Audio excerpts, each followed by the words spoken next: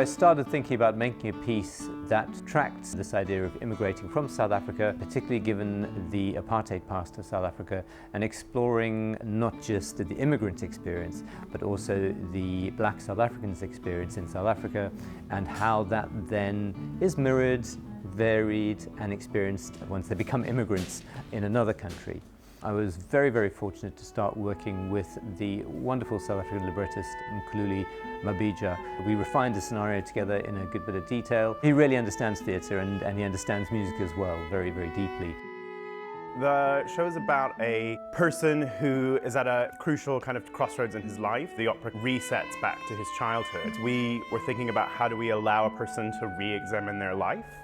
And from that came this idea of an exhibition. They're reliving each of these important moments in their lives through the objects and through the spaces that those happened in. We wanted to create a space to curate that character telling his own life story.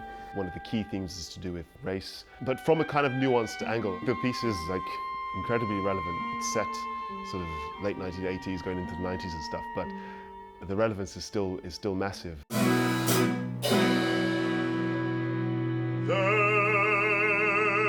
your voices ring for freedom.